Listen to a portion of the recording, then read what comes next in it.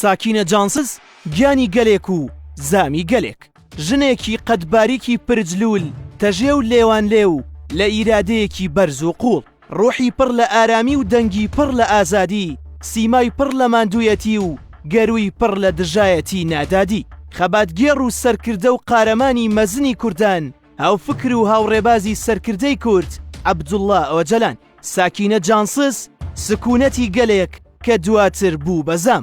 ساکینە ئەو ژنە سەرکردەی وتی لە دیاربەکر زیندانی کرام و هەموو جۆرەکانی سزام بە قورستین شێوە بەسەردا تاقی کرایەوە تەنها بۆ ئەوەی دەست لە خەبات و باوەڕی شۆڕشگێڕی هەڵبگرم، بەڵام سرم بۆیان شۆڕ نەکرد و دووپاتم کردەوە کە من کوردم و دەستبەرداری ئەو باوەڕم نابم.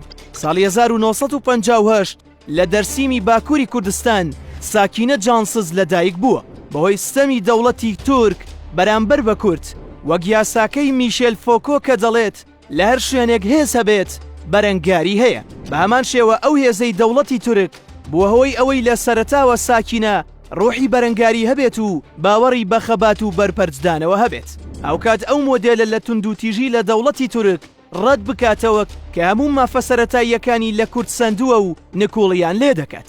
باوەڕە شۆڕشگێڕانەکەی ساکینە لە خێزانەکەیدا کێشەی بۆ دروست دەکات و هەر ئەمە دەبێتە هۆی ئەوەی بڕیار بدات ماڵەوە جێبهێڵێت بەرەو ئەنقەرە، وەک چۆن کورد دەڵێت مرۆڤ ئازاکان لە هەر کوێ بن یەکتری دەدۆزنەوە.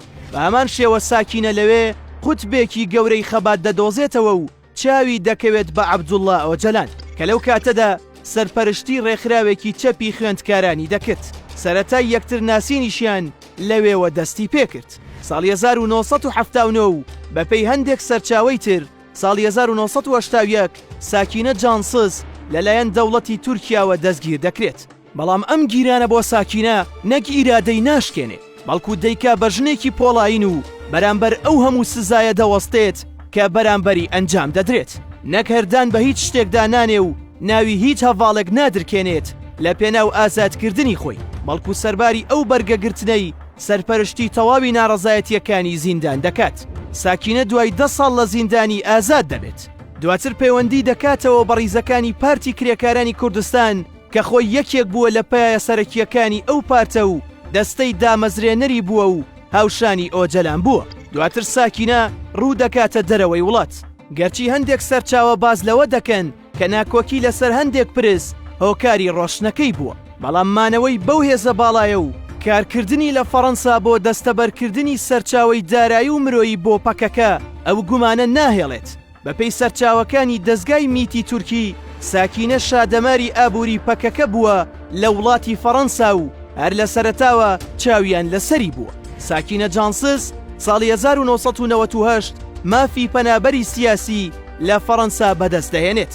9 مانگی 12 ساڵی 2013 جیهان تووشی شۆکێکی گەورە بوو، کاتێک لە کەناڵێکی ڕاگەیاندنەوە هەواڵی تیرۆرکرانی بڵاوکرایەوە. ئەمە لە کاتێکدا بوو کە لەسەر نەخشە ڕێگەی عەبدوڵڵا ئۆجەلان پرسی ئاشتی لەسەر ئاستی دەوڵەتی تورکیا لە نێوان کورد و تورک بەڕێوە دەچوو.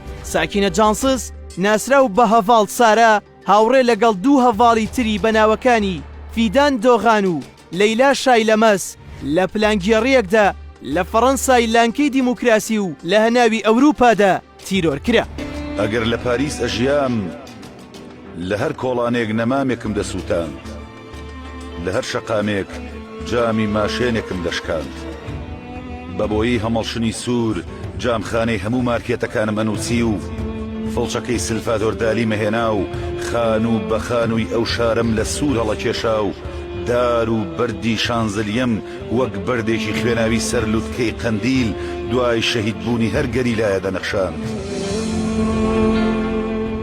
کوردستانیان لە کوردستان و تەواوی وڵاتان بە ئاپۆڕا ڕژانە سەر شەقامەکان و بە توندی ئیدانەی ئەو کارەیان کرد و تەواوی کەناڵ و ڕووپەری ڕۆژنامەکان بوون بە هەواڵی مەرگی ژنە تێکۆشەری کورد ساکینە و هەڤاڵەکانی. بەڵگەنامەکانی ویلکلیکس لە هەندێک سەرچاوەوە ئاماژەی کردووە کە تورکیا بەردەوام چاوی لەسەر ساکینە بووە و بە ئامانجی خۆی زانیوە.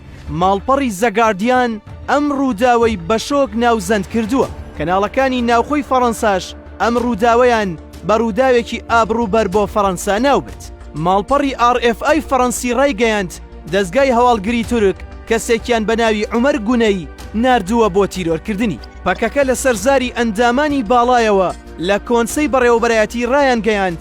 ئەمە پیلان بۆ داڕێژراوە و ئەردۆغان هاکان فیدانی سەرۆکی دەستگای هەواڵگری میت هۆکاری ئەم پیلان گێڕیان. عومەر گونەی تەمەن 34 ساڵی بەڕەگەستورک 5 ساڵ پێش ڕووداوەکە لە فەڕەنسا ژیاوە و لە باڵۆچخانەی تورکیا لە فەڕەنسا کاری کردووە. عومەر گونەی بەپێی سەرچاوەکان دانی نابوو بە تاوانەکەی و هەوڵی دابوو ئەو تاوانە لەسەر تورکیا لا بدات.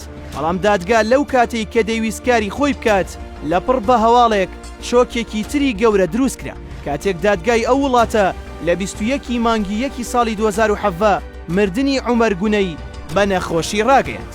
23 مانگی 1 هەمان ساڵ و بە چەند ڕۆژ دوای ئەو هەواڵە دادگا کەیسەکەی داخست. 6 ساڵ دوای ئەو ڕووداوە لە باشووری کوردستان کە تورکیا کردوویەتی بە گۆڕەپانی یاریەکانی و دەیان دەستگای جاسووسی تێدا دروست کردووە بە ئاگاداری و هاوکاری بەشێک لە حیزبەکانی باشوور لە قەزای دووکانی سەر بە پارێزگای سلێمانی گروپێکی باڵای دەستگای هەواڵگری میتی تورک لە کۆبوونەوەدا بوون بە نیازی پیلانگیێڕیەکی تر. بەڵام سەرچاوە هەواڵگریەکانی پەکەکە شوێنی کۆبوونەوەکە دەزانن کە لە هۆتێلێک بەڕێوە دەچێت، هێرش دەکەنە سەریان و دەستگیریان دەکەن.